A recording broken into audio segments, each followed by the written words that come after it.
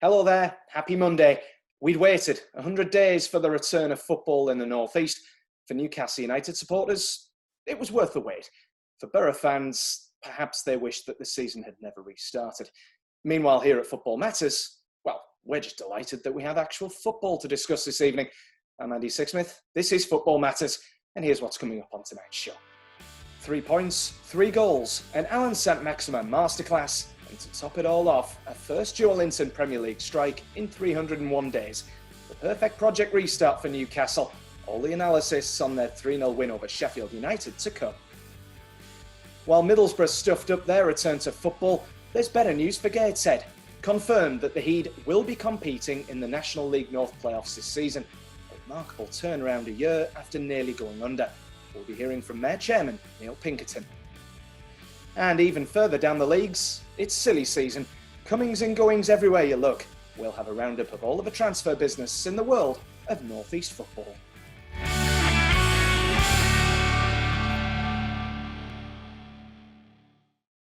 So, with football finally returning, and trust me, it feels so good to say that, it's only fair that we introduce our 3 footballing brains to steer us through the show.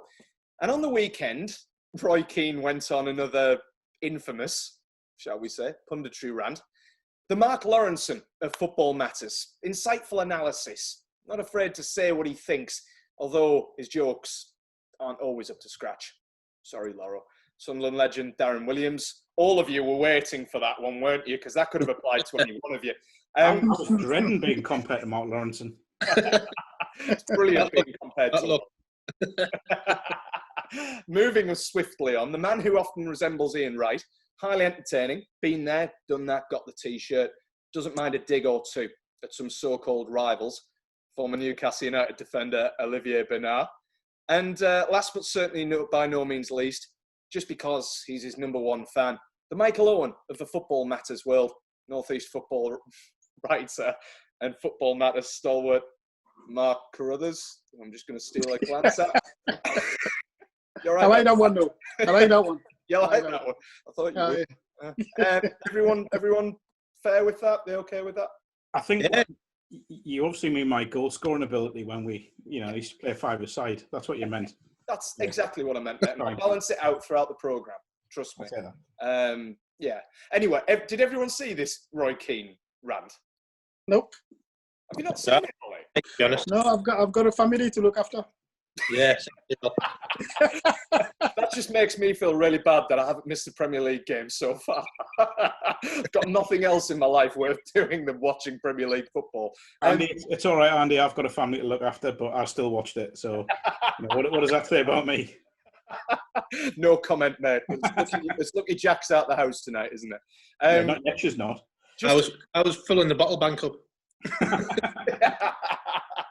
Probably in preparation for Sunday afternoon's result, mate, but we never saw that one come. We'll come on to Newcastle in a sec. Ollie, just to kind of bring you up to speed, Roy, obviously a fairly incendiary figure, doesn't mind a rant every now and again. Wasn't too happy with David De Gea and his attempt at a save against Tottenham Hotspur the other night, Thursday evening, I think it was. Kicked right off. His exact words, can't quite remember actually, but he basically said that he didn't deserve to be in a Manchester United shirt, and he was vastly overrated as well. One of the most overrated keepers in the world. He didn't hold back, shall we say, which brings me on to tonight. I want to open the show with times that you guys have lost your tempers in and around football. Now, I know you're all relatively chilled characters, but come on, there must be 1 or 2 times that you've lost your tempers. Ollie and Darren from a playing perspective, Mark from a writer's perspective. Can you think of a time from a media perspective you've lost your temper a little bit?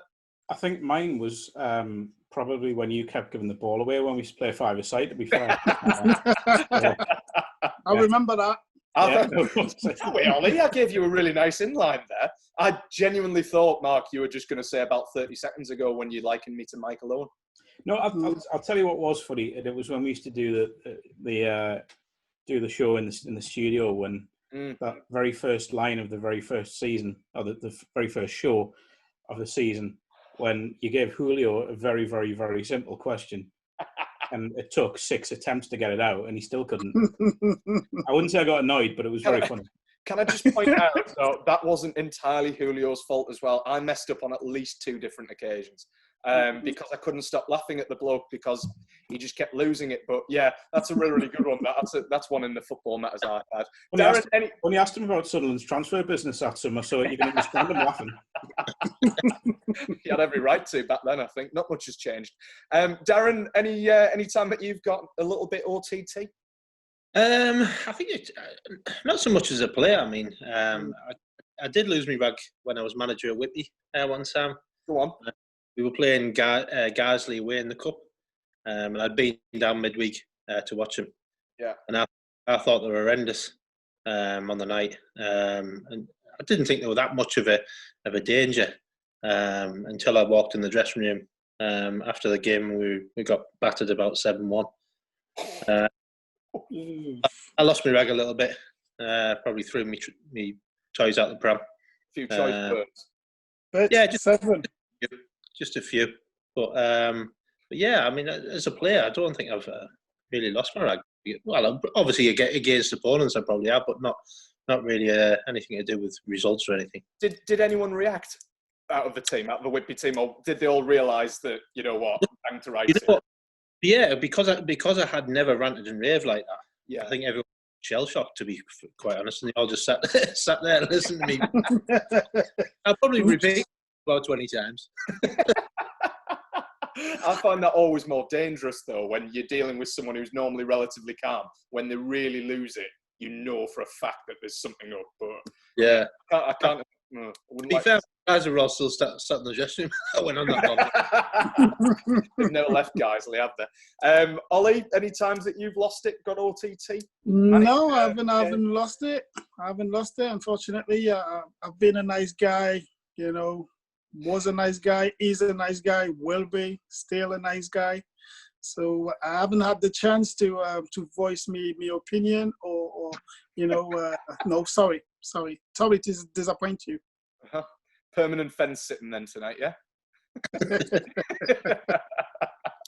We shall see, mate. Maybe you'll lose your temper by the end of the programme tonight when we inevitably go 35 minutes over time, as we always seem to do every single week. But a nice way to start, gents. Really lovely way to start. And as long as none of you go Keno on anyone tonight, then I'll be perfectly delighted to get to the end of the programme. But we'll head into things. Before we do, of course, the usual messages. We're on Football Matters or on YouTube, which I'm sure you're watching us on right now. We're on Insta and Twitter at Footy Matters TV, Facebook, etc. And, of course, the podcast is available on SoundCloud and on iTunes. But only one place to start tonight. The return of football. Hallelujah. Finally, we have a football match to talk about on Football Matters. This is now episode 14, I was checking, lads, before, since we've started doing Twitter or Zoom. That is 14 weeks of no football to talk about whatsoever. I've no idea how we've managed it. The B word does spring to mind. I'm sure you know what I'm talking about. Of being able to fake it until we make it and just talk about anything and everything. But we are very, very fortunate that we're from a region where football, regardless of whether it's being played or not, it is always top billing in terms of things to talk about. So maybe there's that. But thankfully, football came back into our lives at the weekend. And Newcastle United came back into our lives at the weekend. They went into the game against Sheffield United, knowing 3 points would pretty much guarantee them Premier League safety for the season. 3 points came, 3 goals came, as did a masterclass from Allan Saint-Maximin, as did, let's say, a welcome end to the Joe Linton goal drought. Super happy for him right now. A first Premier League goal in 301, 301 days, I think they were saying at the end. Incredible. Lovely bloke. Couldn't be happier for him that he's finally done that, especially after he scuffed a chance in the first half, but we won't talk about that. Newcastle up to 13. They're 11 clear of the bottom 3. They're only 8 points off the top 5. Darren, do you want to head off, or are you happy to stick around for this one? Oh, what were you talking about? I thought you were going to dive right in on that Joe Linton goal drought, to be honest with you. Yeah, I'm buzzing about it, mate, because we get a bank holiday weekend now. Why is that, do you think? Because he's good. that. Fantastic. Like I said to you before, I'm surprised that Newcastle was so busy today, and now I know the reason why. Ollie, it seems only fair to come to you first on this one. Just before we talk individuals, reaction on a superb team win over a slightly lethargic, shall we say, Sheffield United. Yeah. I would probably, I'm going to be harsh because we for once we won and we had a large victory. So I'm going to criticize the opposite team more than really go in. Yes, we played what we know. Okay. But I thought Sheffield was terrible on a day. Don't get me wrong. I think going forward, when you've got a player like Saint-Maximin and the speed of you think yes, there's something can happen going forward. But Sheffield didn't give you anything on the day, and that's me not saying another word to describe Sheffield. Yeah, I mean, I love the fact that we've got football back, and the first thing you do is pick apart the opposition team rather than laud Newcastle. Put it this way, though, Newcastle still had a job to do, regardless of how poor Sheffield United were. They still had to win, and I think, Mark, you were saying before we even started recording, this is a Newcastle team that we've seen many, many times fail to break down ordinary teams. They went there, they did a job against a poor Sheffield United team yesterday, and they got the job done with a flourish, Ollie, it has to be said. No, to be honest, I'm difficult to please tonight, aren't you? No. Do you know what I enjoyed? I did enjoy the game, and I did enjoy the victory. Don't get me wrong, but I think we played a good game. Yeah. We played our level. I was more disappointed on the opposition than I was with the quality that we have. I know what we have. I know what we can do, and we've done it to the T yesterday, especially going forward and using Joelinton's second half in a more more in the middle target man, staying a bit more in the middle. So I enjoyed that, especially the second half. But I still think first half he wants to be a winger, he wants to be a second striker, but he doesn't want to be a number 9. Yeah. Well, come on. Sorry, go on. No, but it's just looking at him, I always feel like he's got so much more to offer that I was praised for especially second half. We'll come on to Joelinton in a bit and the other individuals, because there were quite a few decent individual performances. But Mark, I just want to talk about the side that Steve Bruce put out. A lot made of the fact that they went to 4 at the back again. They've enjoyed so much success with that before the enforced break. Is that the best side that Steve Bruce has, both in terms of personnel, in terms of structure, and in terms of balance? That's been the big word this season. I don't think it's a million miles away. I think he is heading towards what he would say is his most effective lineup. But there are arguments for, Fabian Schär to play instead of Fernandes. There's arguments for Lazaro to play as a wing back instead of Manquillo, who I thought was very good yesterday again, by the way. So there are a number of options. You've got the Longstaff still sat in the stands, not playing through injury, we should say. So yeah, I think he is approaching something. It was nice to see Newcastle actually go at a team at home. And what I've seen recently is a lot of talk about the red card. That changed everything. I don't think it did. I thought Newcastle were playing well up until the red card. They looked, they were in control. They were in the ascendancy. And I just thought that the midfield two in particular, I know you talked about we're going to go on to individuals, but the midfield two, Hayden and Shelvey, their work ethic really laid the foundations for the win. I thought the two of them were very good. I had Hayden as my man of the match. I think we were talking about that earlier, closely followed by the likes of Richie and Saint-Maximin. Yeah. I just thought it was a good team performance, and they looked solid at the back, barring one or two little hiccups. Martin Dubravka's not really made a save, or not a proper save, you would call it. So it's a really positive start to the restart of the season, but it's one of those where you can't get carried away. I think they are safe now, but a win against Villa would secure that. So it's a good start. Yeah. It's something to build on, and yes, it's all positives really. I know Steve's still erring on the side of caution. His comments after the game, we're not safe yet, I think he said. And yes, he's right mathematically, but certainly a win against Villa should do that to take Newcastle at 41 points. Just Darren, defensively for Newcastle, obviously they were up against a rather blunted Blades team, to use an awful pun, yesterday, but they do look more secure with a 4 at the back, don't they, rather than a 3 with wing-backs? They do, yeah. I mean, I think, in some teams you can get away, obviously, with the 3 at the back. I don't think Newcastle have that. Yeah. They do look more solid with a 4 at the back and do look comfortable, to be fair. Yeah. I'm with Olly. I was a little bit disappointed with Sheffield United. But then, obviously, you can't really take away from the fact that Newcastle have kept a clean sheet and obviously scored 3 goals. Because, to restart the season after such a long layoff, and produce a result like that, because obviously, many probably wouldn't have been expecting it. Everyone's looking at Sheffield United as doing extremely well this year, pushing for the European places, etc. And then Newcastle go and turn them over like that, which is a great result. For me, is it because there's no crowd there? Is it, Yeah. Do they feel a little bit more comfortable? Do you know what I mean? I'm not being funny. As a player, sometimes when things ain't going right, and you're at home and you think, oh my God, if things go wrong here in the first 10, 15 minutes, these are going to be straight on our backs. Yeah. Do you know what I mean? Sometimes as a player that gets on top of you, and I don't know, maybe the empty stadium helped them a little bit just to get back in, obviously on the feet, and get a bit more relaxed and a bit more comfortable. I don't know, but that's the way I look at it.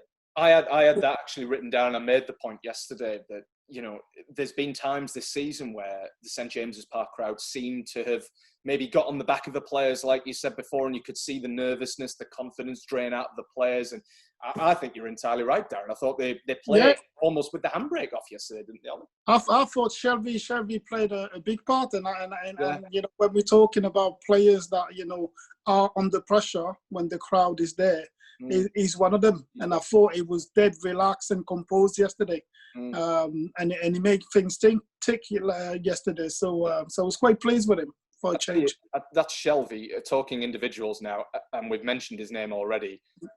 Allan Saint-Maximin. On his day, possibly one of the best wingers in the Premier League, isn't he? The speed that he's got, the dribbling ability, so unpredictable, an absolute nightmare. How would you have fancied as a left-back, Ollie, to be facing him up on the right wing yesterday? No, it's rare. First of all, he's French. French people are quite good. Yeah. Not blowing his trumpet. but it's not. Yeah, he's a proper winger that you don't want to play against. He's a bit too direct. Yeah. He's a fullback nightmare. Because he's so direct and effective. That it is disturbing. How much do you like him? Newcastle have made some horrendous French signings as well, haven't they? Usually defensive. Why are you digging? Why are you digging? Why do you want to put me in a hole? I don't get it. Ollie, I didn't mention you. Very defensive. Very defensive there. I don't get it. I love you, and then see what you do. It's not right. But to be honest, with a winger like that as a fullback, obviously I played fullback. Ollie's played fullback. It's no rocket science. The first chance you get to nail that lad, it is. That's the truth. You do. Get him, put him in the stand. I know you're not allowed any fans at the moment, but you put him in the stand. And that's it. End of. Do you know what I mean? If you don't set your mark and set your boundary, and this has gone on from football in years and years. Yeah. If you're up against somebody who's going to run you all day long, the first challenge or first opportunity you get, you hit him as hard as you can. Quickly. That's the first rule of the fullback. Yeah. It's the problem with Saint-Maximin. You would have had to catch him first yesterday, though. On the turn. As soon as you turn, you just lift him. Hey, I tell you what, if anyone from Aston Villa is watching this, you know how to deal with Allan Saint-Maximin now on Wednesday night, don't you? I was going to say, though, if you compare him to someone like Adama Traore, who gone to Wolves, and the criticism with him was he didn't put enough end product on his build-up play. Look at Saint-Maximin, you could argue the same with him, but he does seem to be developing that end product now. There was 3 or 4 times when he got to the touchline yesterday, and he's pulled balls back in the box that I think Almiron had a chance second half. Yeah.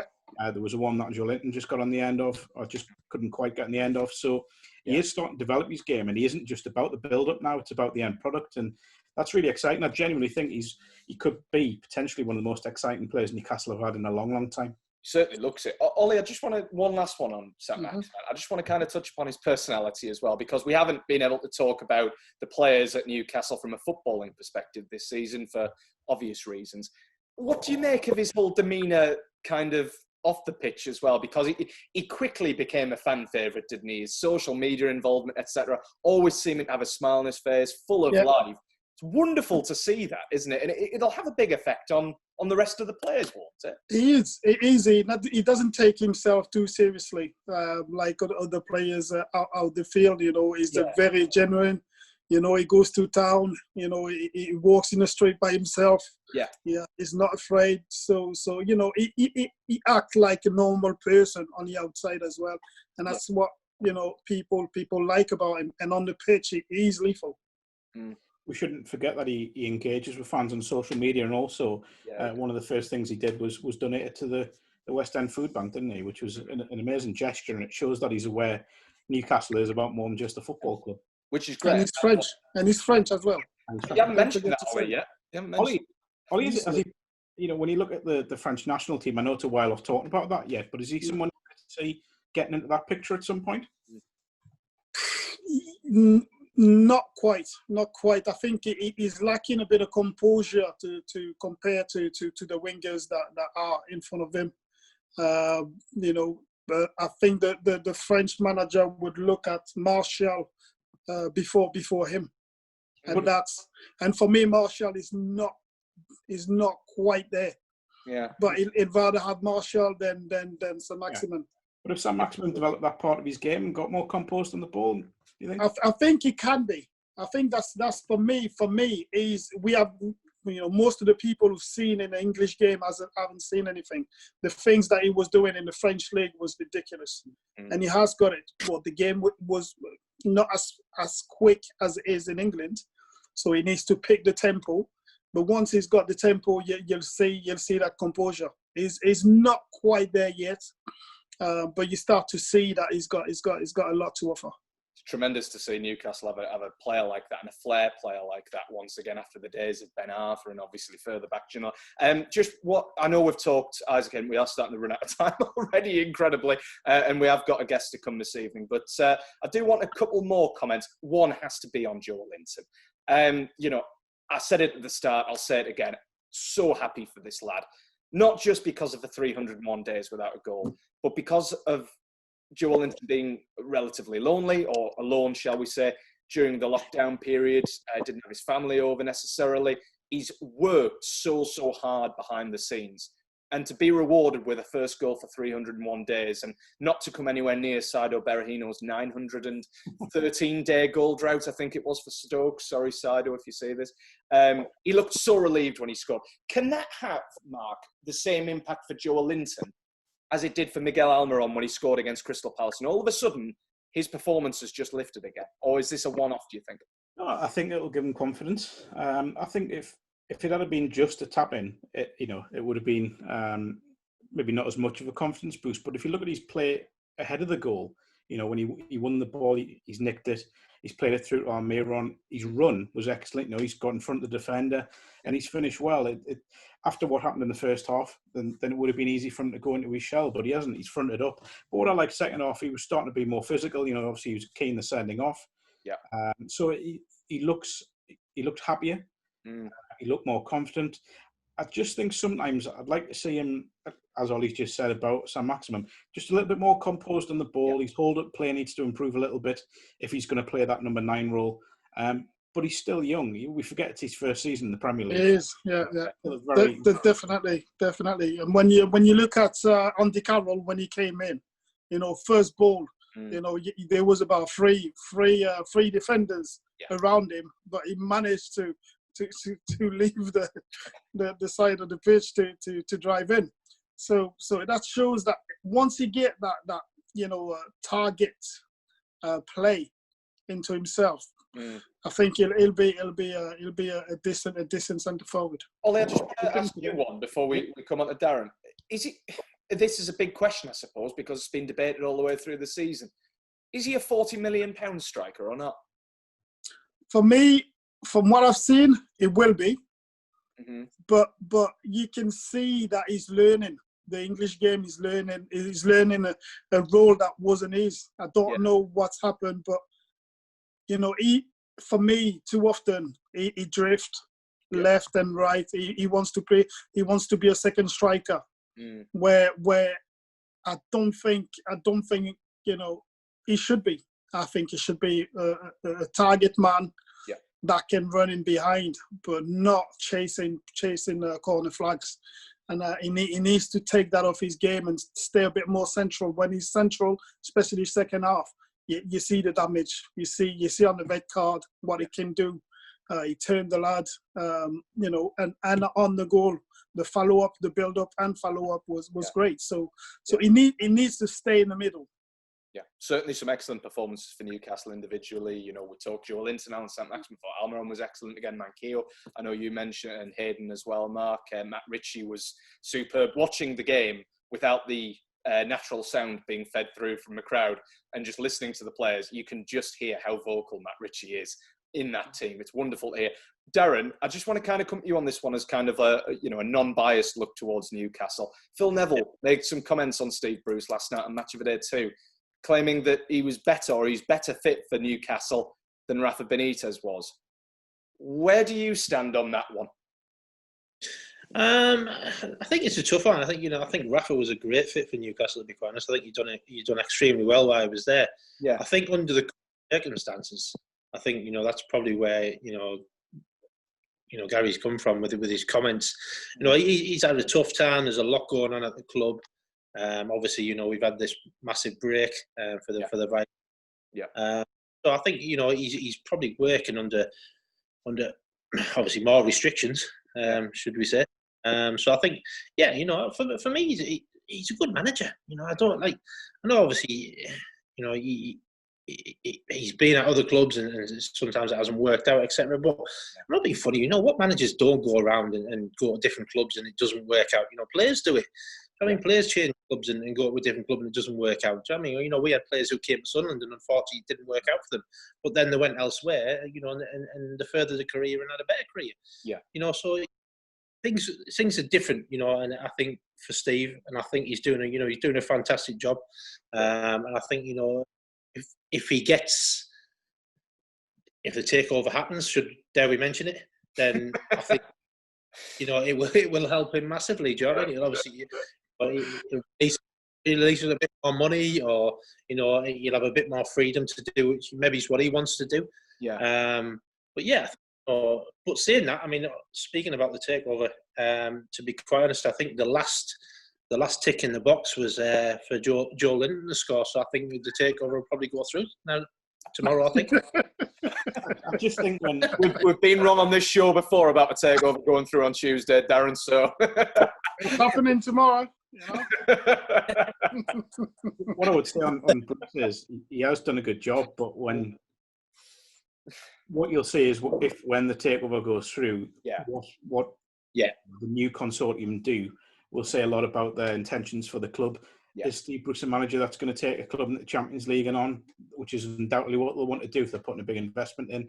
Yeah. Possibly not, but you can't ignore that he has done well. We did have Craig Hope on who said that, at one point that the more he watches Newcastle, the less he seems to understand about football, because every metric they were bottom of the league in, but they were sat mid-table. So it's been a strange season. But I do think that Bruce could well be the Mark Hughes at Man City, the Ranieri at Chelsea before their big takeovers happened, where he will be moved on eventually, and someone will come on that has experience of that higher echelon of football. And he's admirably kept his counsel all the way through as well. Steve's always been a top bloke in football, hasn't he? And always a straight talker. And, continually, I've sat in press conferences and one interviews with him this season, and he's continually been asked about the takeover. And he might have let it get to him, but even after the game yesterday or before the game on Friday in the press conference, he just kept his counsel and said, listen, got to focus on my job.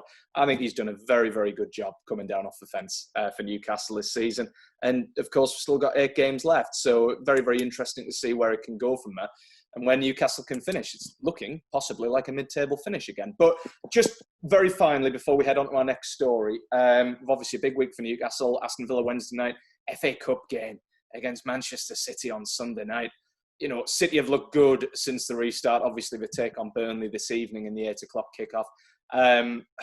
It's a tough ask, isn't it, to take on Manchester City in the quarterfinal? But what on earth, Ollie, would a semi-final appearance, fans or no fans, do for Newcastle?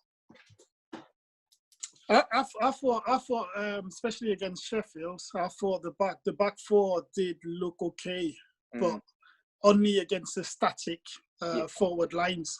They were quite comfortable for that.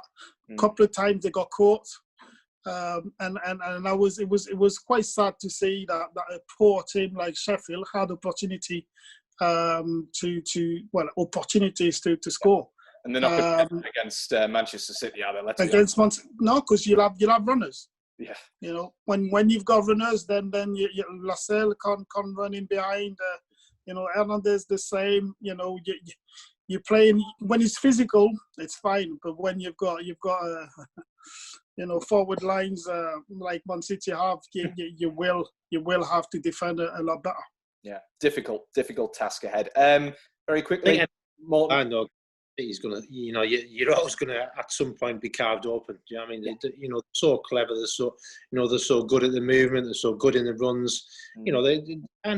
They just bounce off each other. They know exactly what the other player is going to do. So I think any defensive 4 or 3 or whatever you want to play against Man City 5 even, Man City has some will carve you open somewhere. Yeah, it's a terrifying prospect to play against, but you never know the way they're playing. And some potentially good news. We mentioned Craig before. Have heard, obviously, read his report in the Daily Mail yesterday, and he's been on TalkSport as well today, saying that he is positive about the takeover. It could be days rather than weeks before a green light is given. Happening tomorrow. I cannot knock you throughout this. It's been absolutely tremendous, mate. But who knows? It could be a very, very good week for Newcastle. A couple of wins against Sheffield United and Villa. FA Cup on Sunday and a takeover being completed. It'd be a pretty decent week in the history. But we are going to move on. Darren, you're back in the room now, fella. You can come off autopilot. We're going to talk about things that are more interesting to you. And we're going to talk about a club where I know we've already said it earlier on in the programme that we were 100 days without football. But about 400 days ago, Gateshead were almost on the verge of extinction until they were saved by the fans, quite miraculously, quite wonderfully. Just over a year later, and it has been confirmed over the last 24 to 48 hours, that the Heat will be playing in the National League North playoffs. It is a remarkable turnaround for the club, as I'm sure I don't need to tell you. A sensational story. And I'm delighted to say that we are now joined by their chairman, a bloke who've been trying to get on this programme for quite a while. He is currently joining as it stands. We hope he's going to link up with us here on Zoom. And here he comes right now, the chairman of Gateshead Football Club, and I'm sure a man who is very, very proud indeed. He's connected to audio, if not video. Can you at least hear us, Neil?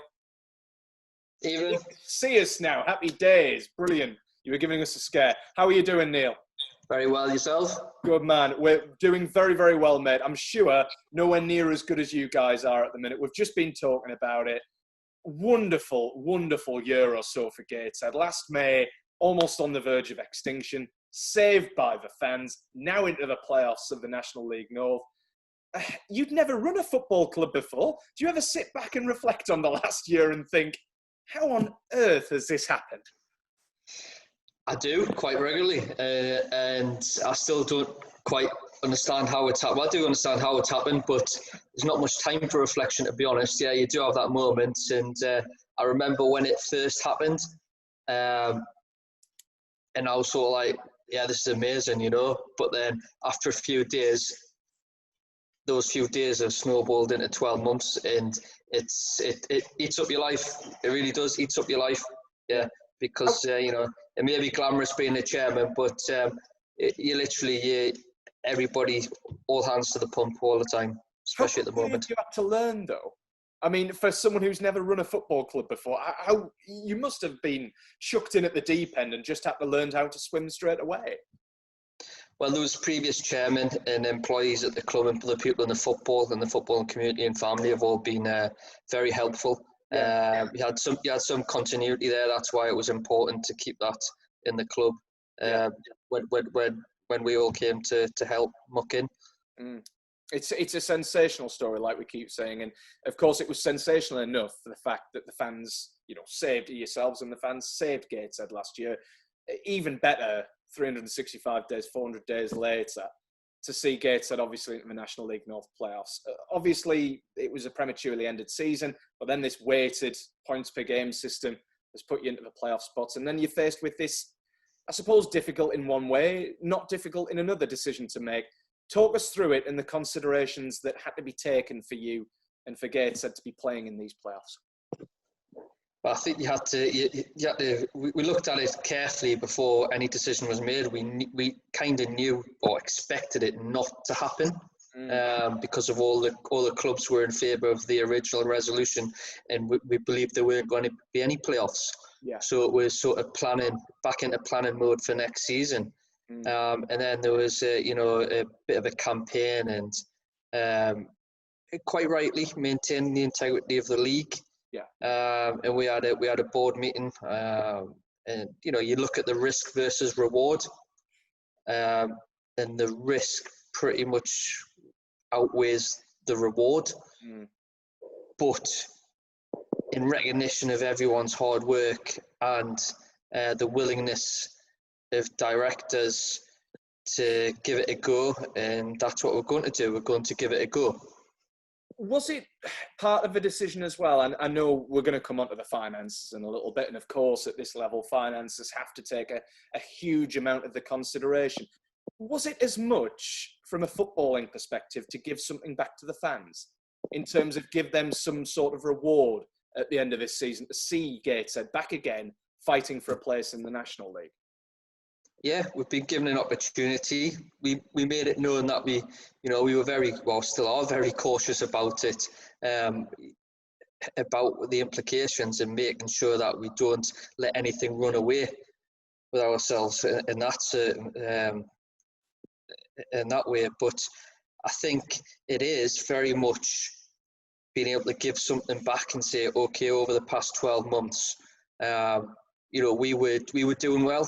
Back in March, on the back of a 10-game unbeaten run, yes, we came unstuck against Kings Lynn, who were the champions, but over 2 games, there wasn't a lot in it between us. We had a slow start of the season, new management team, new team, and we think that Mike and Ian and everybody connected with the club and the borough, we looked at it and thought, well, under the current circumstances, let's give the region something to shout about, and let's have something to show for the hard work. It's certainly given the region plenty to shout about. Obviously, the only Northeast club in with a shout of promotion now this season, after obviously everything has been curtailed. We have to talk about the finances, because from a positive perspective, this budget booster that's ended over the last 24 hours or so, it raised almost £19,000, didn't it? An amazing effort from the fans, but just to clarify, this won't be going on this season, the remainder of this season, will it? Absolutely, yeah. That's it'll be designated for what it was intended for, and its uses is for Mike and Ian. We want, the Gateshead Soul and all the other fans. We thought, well, if they wanted to do something, and we spoke to each other and we said, well, if you really want to do something, let's do something that fans can then see a direct result next season. And that's what it'll remain for. So great to have that, almost £19,000 in the bank ahead of next season to go on various different items. But for this season, how big a hit financially are Gateshead having to take in order to participate in these playoffs? We don't have the exact total at the moment. If I'm being honest with you, I've quoted some figures previously when I first saw it, and I did the calculations, and I thought, wow, it's going to be upwards of £70,000 to take part for a one-off game at our level. That was based on certain figures for COVID and payroll and additional. And with this whole situation, everything's moving so fluidly and quickly, flowing so quickly, that we're hoping to be able to bring those costs down quite significantly. And if we can, it'll be fantastic and much less of a burden. But it's still significant. Significance, definitely, especially if it's upwards towards 70 grand. That's an incredible amount. And it kind of just brings to light even more how much help there is, or isn't necessarily, towards the top level. I was reading a very, very interesting article or statement from the Spennymoor chairman, Brad Groves, over the weekend, and he's bemoaned the lack of help, as I'm sure you'll have seen, and the amount of attention on the Premier League returning and the lack of attention on how the lower league clubs will survive, like Gateshead, like the Spennymoors of this world. Where do you stand on that in terms of the help given to teams like Gateshead from the higher up clubs? Well, there simply hasn't been any. The only help that we've received is an advance of money that was due in August anyway, which is a solidarity payment, and to a club at Step 2 for us that equates to around £13,000 a year. And we received that in advance of August, so that was already budgeted for. So any business that doesn't have any income from the beginning of March, which is relying on ticket sales at our level, because we don't receive any money for BT or any other broadcasting rights, it's been hard. Brad was pretty, I think the word is open with his comment. How does that make you feel, Neil, to see the amount of money that there is at the top end and not to be helped out in a manner where you're talking about spending potentially nearly 70 grand on a one-off game? You would hope that after all this there'll be some sort of realisation and a good inquest into football from the top down to the bottom. Yes, the leagues below us were null and void. To maintain the integrity in the National League, there's some big clubs up there and they carry a lot of weight, and that's been evident. Same at our level for the playoffs to go ahead. Yes, that had to be supported by 51% or 17 of the 32 clubs. But I think there has to be some sort of inquest. Not necessarily anyone's asking for money now. I think it would have come already. It hasn't. But the structure certainly needs to be looked at, and whether that's salary caps, regionalisation of leagues at League 2 and National League would make a massive difference. It would make a much better spectacle as well. It would make sure clubs survive. I think some of these figures, that have been looked at for COVID testing, and to think that North Ferriby United were wound up for about £15,000 with 100 years of history. That's the shame. That's the crying shame of it. It's quite astonishing. Darren, Mark, Olly, just to bring you in on this, what are your kind of thoughts when it comes down to what would you discuss there? Well, I think it's a disgrace, to be honest. It's an ignorance to football, and let's be honest, where did football start? It started at grassroots level. Do you know what I mean? It's just, they're just blind to it. They're blind to it, and we can.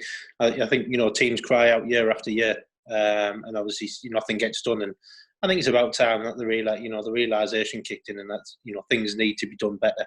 From a financial point of view, this money's got to filter down in some way, shape, or form. You can't see clubs go to the wall. Can't see clubs go to the brink. It costs. It's not the fact of football was obviously generated from grassroots. People lose their jobs. Do you know what I mean? Because clubs can't afford to keep the staff on and this and the other. And then obviously, if that gets even worse, then a club goes on, and like you said about North Ferriby, do you know what I mean? It's a disgrace. Somebody needs to to open their eyes and see that things can be done from a financial point of view. And it wouldn't hurt us that much, really, to be quite honest. Yeah. Olly, Mark? The worst thing is that I believe that they are aware of what's happening. But because there's so much money at the top of the tree, they don't want to regard the lower league. Yeah. You know, there's so much money involved that they had to restart the Premier League, and you know, it's so much about the money that's yes, amateur club, semi-pro club can't afford. You know, a lot of things, or what the Premier League can afford, but is this disrespectful to football and to footballers? That's what it is. But I don't think they care. I don't think they care. I think they're under the pressure because there's that much money at the top.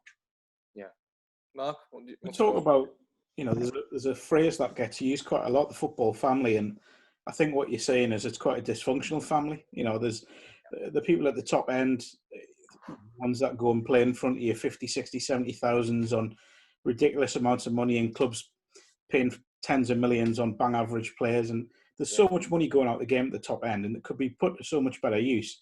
Now, you look at the Premier League, you look at the FA, you look at the National League, they have offered, and the EFL, I should say as well, they have offered very little in the way of support to clubs like Gateshead and, you know, the clubs that are now in the playoffs, and it's just not good enough. You know, it's our national game, and everyone involved has a responsibility to ensure that the pyramid is strengthened right the way through, because our pyramid is very special. It's very unique in football around the world. There's not many countries have got the depth of quality in their own, you know, non-league systems and football systems as a whole. So I just want to see some sort of reform from the FA and the Premier League, and a review of how things are done in the country and how finances are spread. Neil mentioned it there. I think it's a great idea, the regionalisation of League Two and possibly League One to make things more sustainable. That would filter down to National League, and it would just give clubs a bit of an easier path through the pyramid, because the travel costs aren't there, and there's more derby games. It's more sustainable, and I think there'd be more interest as well. Yeah, it'd be very, very interesting to see what is done in reaction to what we've seen in the last few months, and obviously what we're going to see in the next month or so. Neil, let's just get back onto the football though, and let's talk the squad, because obviously things have been changing left, right and centre without knowing whether you're going to be playing or not going to be playing, whatever the case might be. What sort of squad does Mike have at his disposal because of so many, you know, changes, incomings and outgoings? Well, I'm starting up front, so... Olly, you a left back, are you? Oh. Darren's going to be at St James's Park ready to kick Allan Saint-Maximin into the stand. Yeah, I would say we're quite fortunate where we tried to get some work done early doors. We lost Scott Barrow out of the ones that we tried to keep. For whatever reason, that didn't come off, but we've got a squad of 10 there at the moment. We've just had confirmation this evening that clubs can use the players that were registered, all players up to the end of the season, or certainly up to the 14th of March. Yep. So there is a possibility of getting loan players back in. The league are adamant that the playoffs will be competitive. And any other signings on top of that would have to be approved by the board on a case-by-case basis. Right. So, needless to say, it leaves numbers at the moment very thin on the ground. How has Mike kind of dealt with this, reacted to this so far? I presume in his usual calm, measured approach, hasn't he? Yeah, a lot of the work, you know, has been getting done in the background. You know, we're liaising with the clubs of the players that we had before. Things are looking positive on that front. Nothing's over the line yet, but the clubs have been helpful. The likes of Middlesbrough and Rotherham and Huddersfield, really, really helpful and supportive, actually. So are we likely to see a flurry of activity then at Gateshead before the weekend of the 18th and 19th of July? It's been a fairly busy day today. I'm a couple hours ahead. I'm a couple hours ahead of you, and I'll be back to work after this. But yeah, we're hopeful. Like I said earlier on, we're not in it to make up the numbers. If we're going to do it, we're going to give it our best shot, and that means by going all guns out to give a good go of it. There's potentially 3 games, of course. Brackley, is the game which is going to make or break the season at the moment. And it would have been interesting. I think Gateshead were due to be playing them on the final day of the season anyway, away from home. Beat them back in August at the GIS. How big a test are Brackley, do you think, in the way that they've come back this season? Brackley are a good team. They weren't very good when we played them at home. It was pretty one-sided from what I remember. We, you could tell the 2 different teams the full time, but it was in hybrid model, let's say. I know they've got a few issues with players, as everybody has. So that they're worse off than we are at the moment. But they're a well-run club, nice people down there, and we've offered our support to try and help with all the protocols that we have to go through. So hopefully it'll be a competitive game. But it's a lottery, like you say, it's 3 games. We're 3 games away from home. We'll get the preparation right. Maybe being full-time will help us when we meet York in the final. I was about to say, because you could, just to talk about fairy tales and how to round off chapters, could be facing former boss Steve Watson, obviously managing York. What would that be like for another chapter in the Gateshead? You're just going to have to carry on ripping out chapters, aren't you, as you go along? It would be typical Gateshead, wouldn't it? We said this when we have had meetings, and we've just said this is just typical, absolute typical. So yeah, I think it's going to be hard. Brackley, very tough game. Yeah. Very tough game away. Yeah. Hopefully we'll travel down in good time and get the preparation right. Yeah. It'll be sensational to see how Mike. Sorry, Andy. It's not going to be an easy route either, because you got Brackley, who were FA Trophy champions 2 years ago. You got Boston, who I'm fairly certain will be playing the last game, or potentially the last game in their current stadium. Yeah. And then York, who could be doing the same thing. And certainly not doing it the easy way. Not doing it the easy way at all. Financially and on the pitch as well.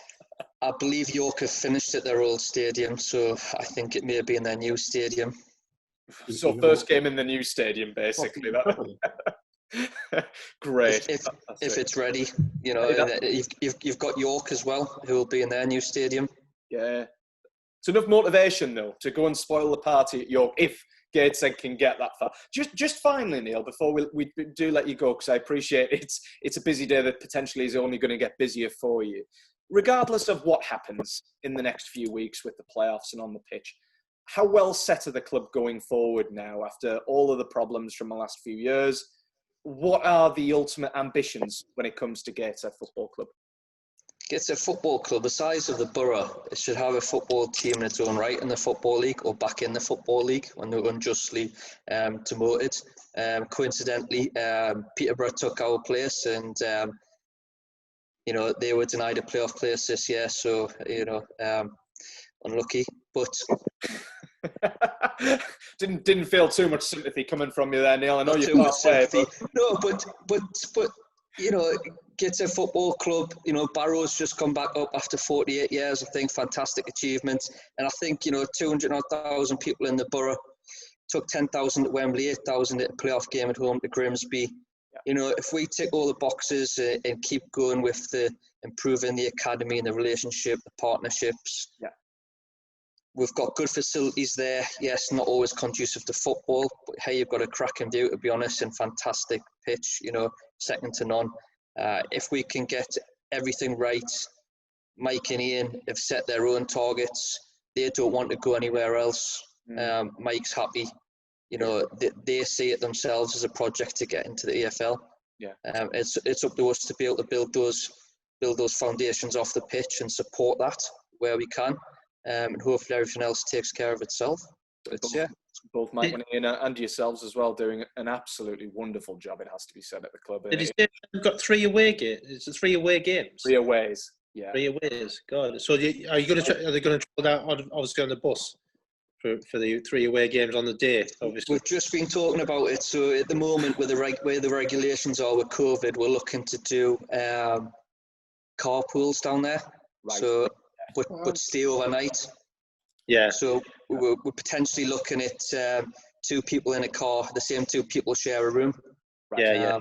If we can't do that, then we'll look at other options of separate buses, separate cars, and single rooms. Yeah, so we're looking to see what's open and see what deals we can get at the moment. Well, I hope it's worth the logistics, Neil. In the end, I really, really do hope it's worth it. Not just for Brackley, but hopefully getting through all three fixtures and seeing Gateshead back in the National League again. It would be absolutely wonderful to see. You're right, another chapter in the Gateshead fairy tale.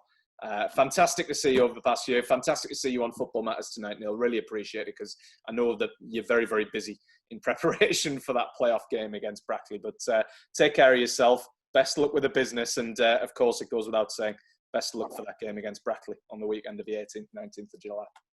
No, thank you very much. It's been a pleasure. All the best. Thank you very much, Neil. Cheers. Really appreciate it. That is, of course, Neil Pinkerton, chairman of Gateshead.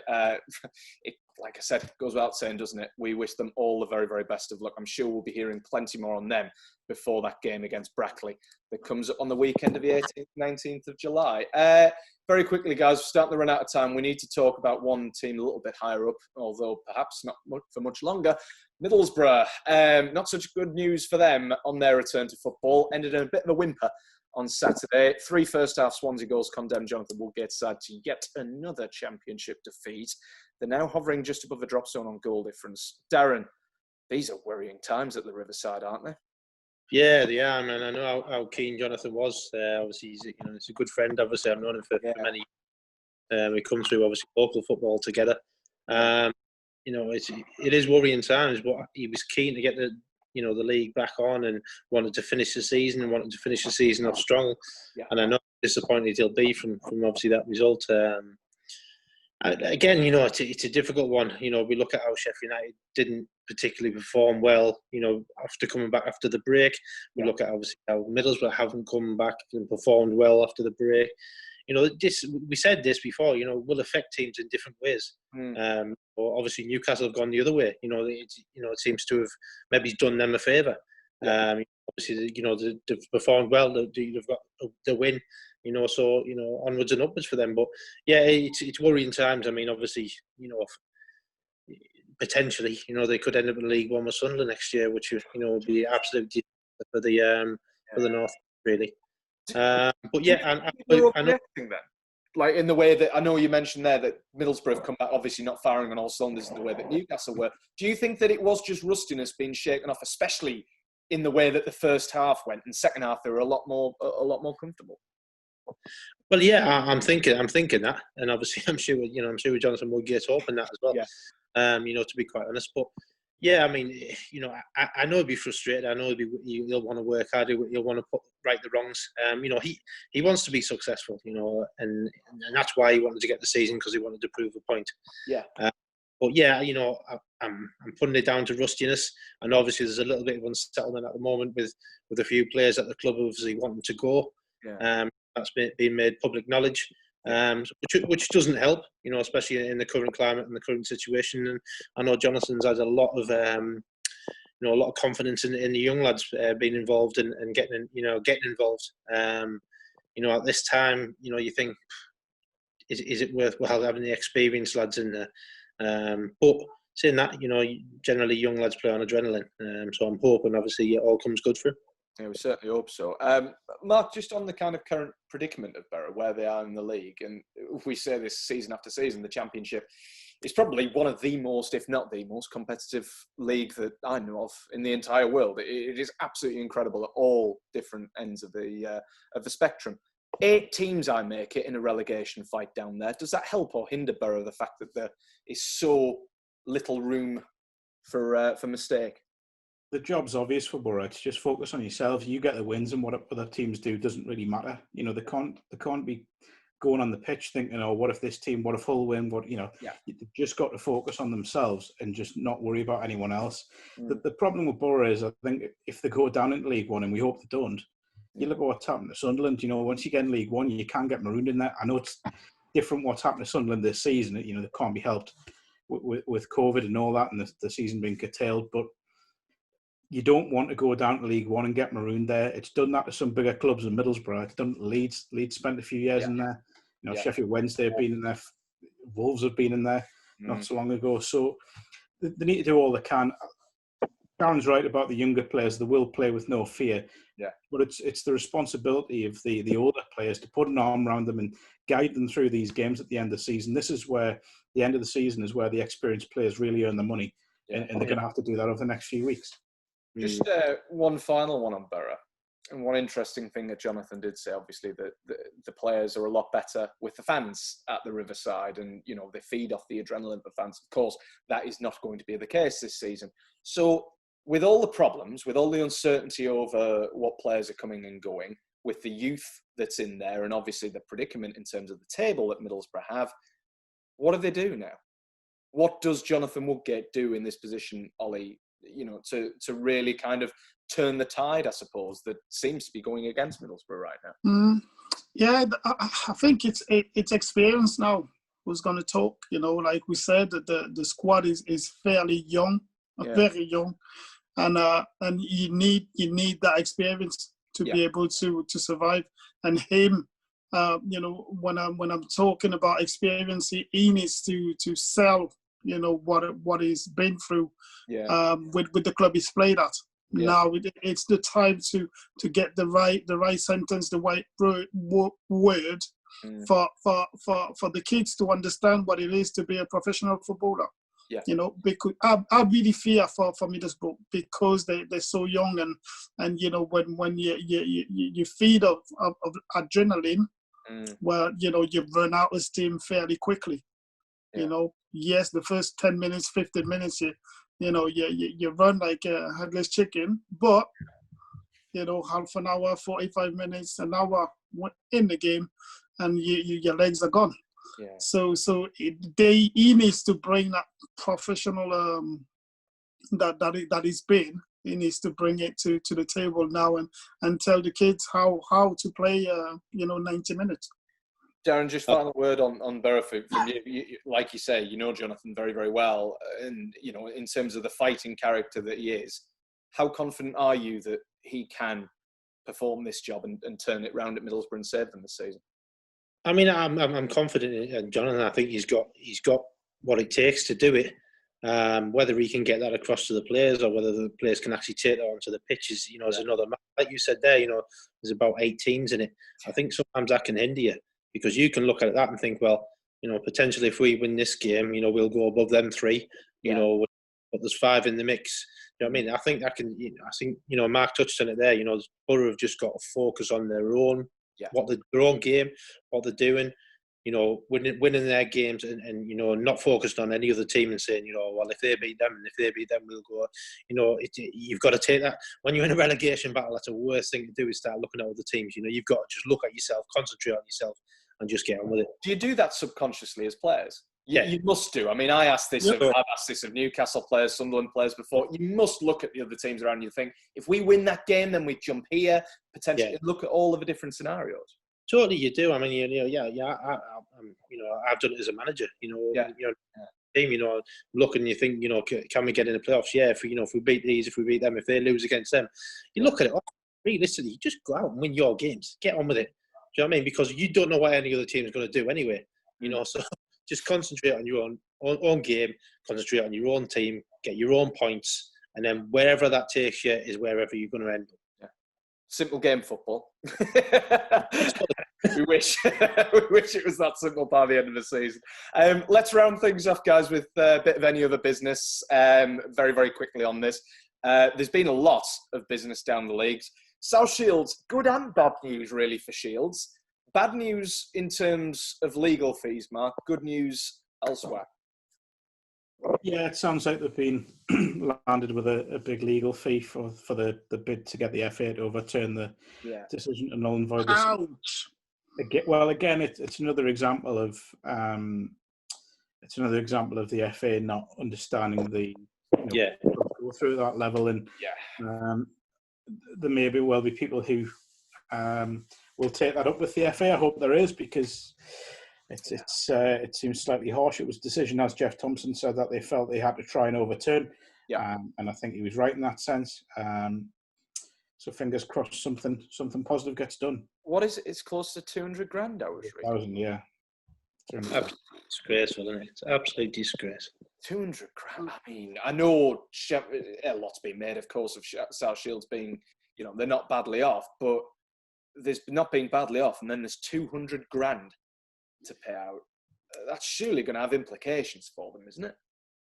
Well, yeah, money at the moment, it's possibly the worst time for this to happen. And the club they're ambitious. We know that. We know what their aims are. We know what they're trying to do. Jeff has been open. He's trying to get it towards being a sustainable model where the club's income funds itself. It's self-funding. And this won't help, but I'm sure Jeff will do what he has to do to protect the club. So.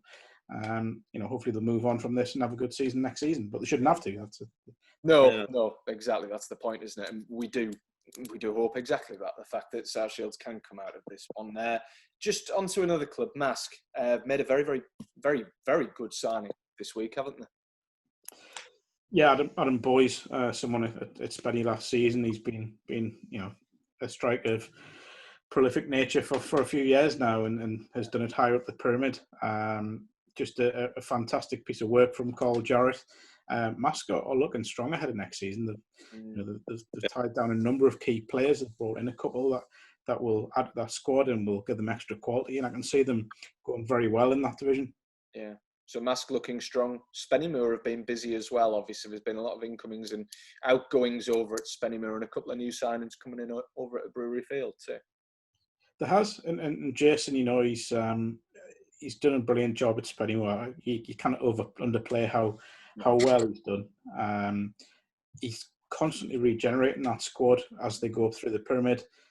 Again, we should say, yes, as much as we're celebrating Gateshead getting in the playoffs, we also commiserate the fact that Spenny have dropped out because of PPG. But they'll use that as motivation for next season. Brad Groves' statement showed that. They made a very good start with 4 or 5 new signings. And I'm sure that'll continue. I'm sure he'll continue strengthening that squad, and Spenny will be a force to be reckoned with next season. We hope so.